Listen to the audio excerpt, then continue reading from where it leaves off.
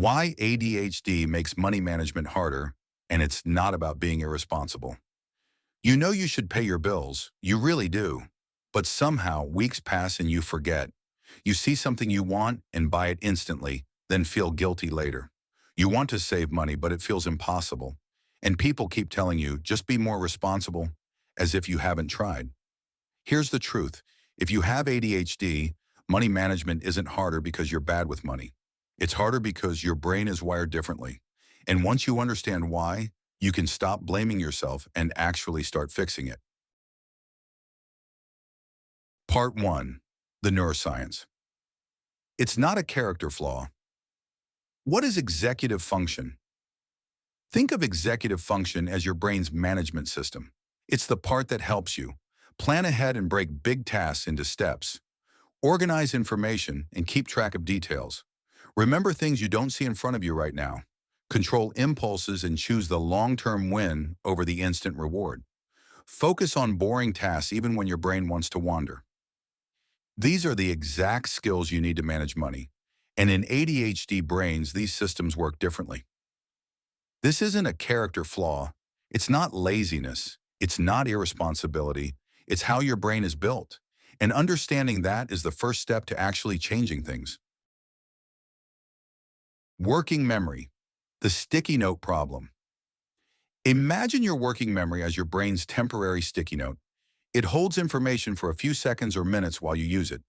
For people with ADHD, that sticky note is really small, or sometimes it falls off completely. Here's what that looks like in real life. You intend to pay a bill tomorrow. You remember it while you're thinking about it. But then you open a text, check an email, or get distracted. 20 minutes later, gone. You've completely forgotten it ever existed, not because you don't care, but because it's not actively in your head anymore. This is why ADHD people forget bill due dates, lose important documents, and genuinely don't remember that they said they'd save money this month. It's not a choice, it's a neurological limitation. And here's the kicker. When you forget and miss a payment, you get charged a late fee. So ADHD people end up paying extra money just because of how their brains work. It's called the ADHD tax, and it's real.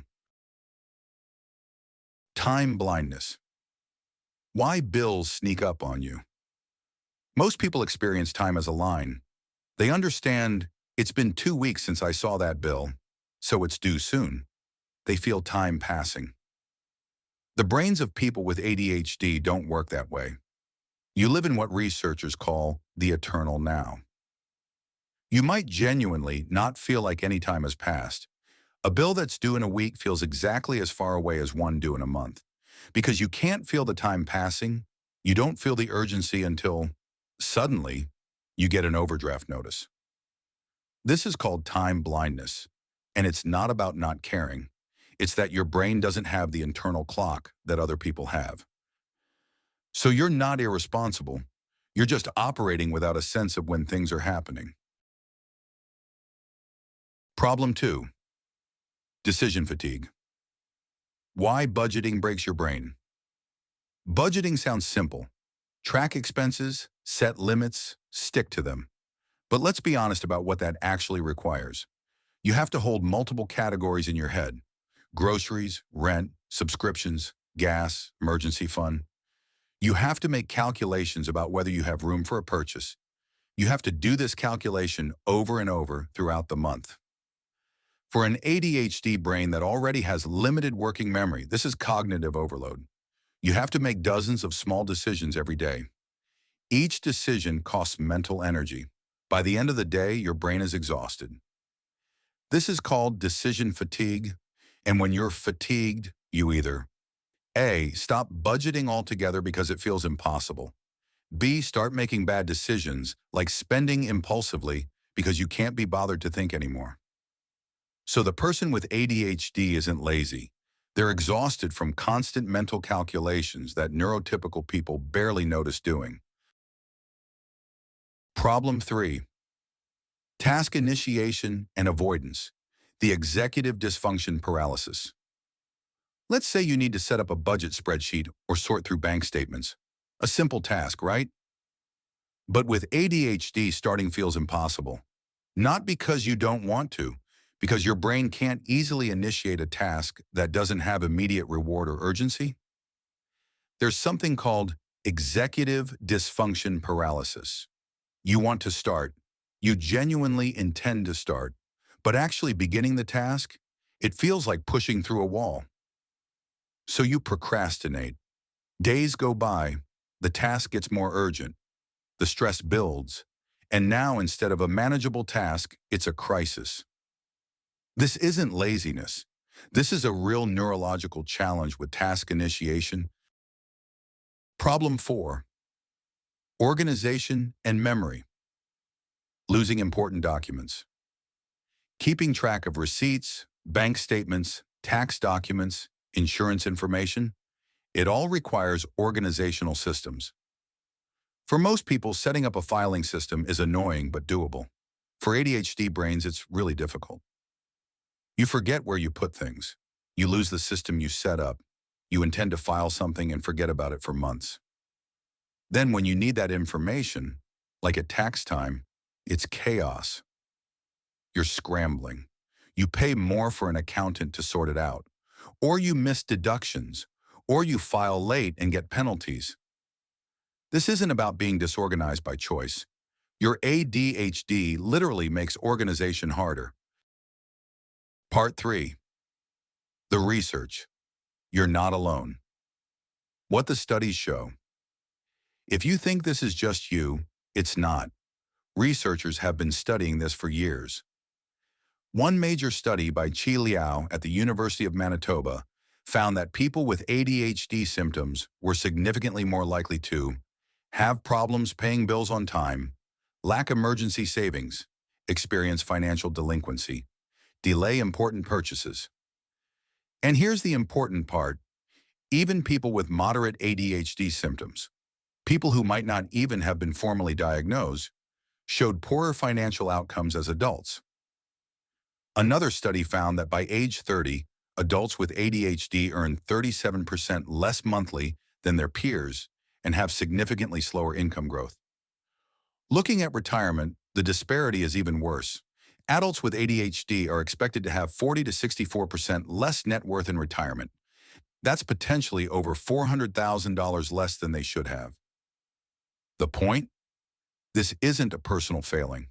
This is a documented neurological pattern. Your brain works differently, and that has measurable financial consequences. The ADHD tax. Researchers have a term for the extra money ADHD people pay, the ADHD tax. It includes late fees on bills, overdraft charges, interest from high balances, higher insurance premiums because of late payments, penalties for missed payments. If you're paying these regularly, you're losing thousands of dollars a year for no reason, except that your brain has executive function challenges. Someone paying $50 in late fees every month is paying $600 a year. Someone paying $100 a month is paying $1,200 a year.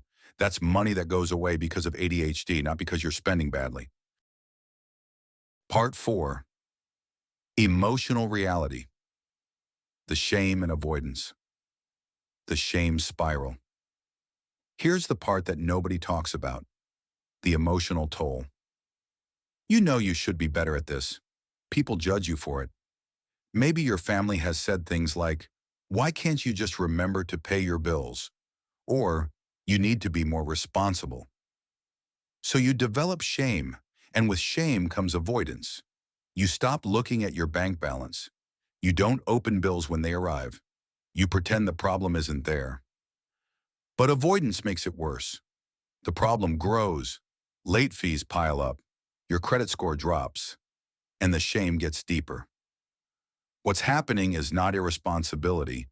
It's avoidance as a trauma response. Your brain is protecting you from painful emotions by not looking. Financial anxiety and coping.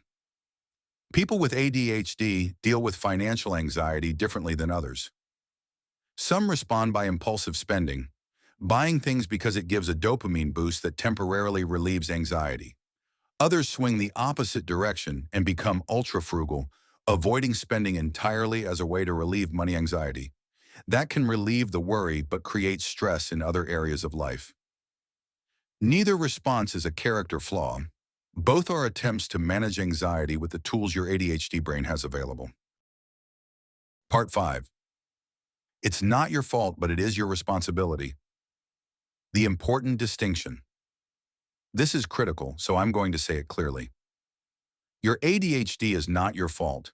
You didn't choose to have executive function challenges. You didn't choose to have dopamine regulation issues. You didn't choose to be impulsive. But managing it is your responsibility. Not because you should just try harder, that doesn't work, but because if you understand how your brain works, you can build systems that work with it instead of against it. A person with ADHD who tries to use the same money management system as a neurotypical person is like a left-handed person trying to use right-handed scissors. The tool wasn't designed for their brain. It's not that they're bad at scissors. The scissors are wrong for them. What changes when you accept this? When you stop blaming yourself and start recognizing the real neurological challenge, everything shifts.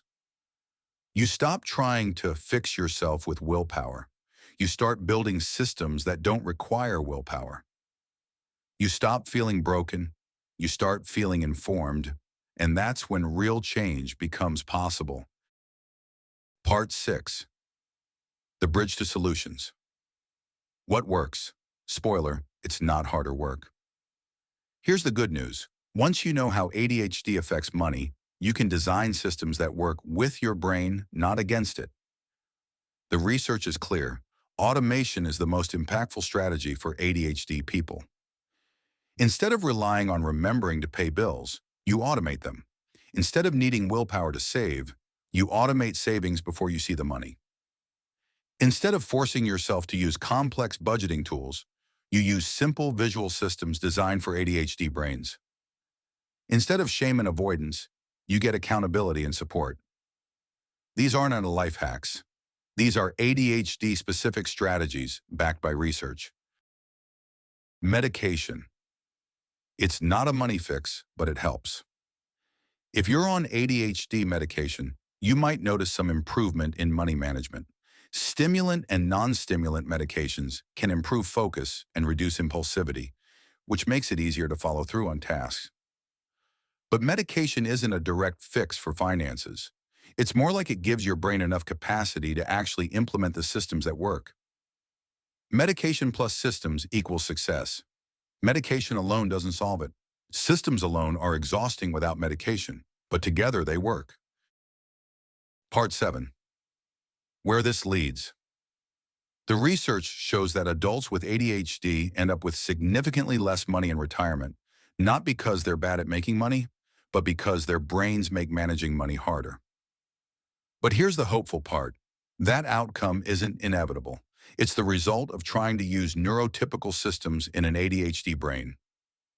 Once you understand why money management is harder and you build systems designed for how your brain actually works, everything changes.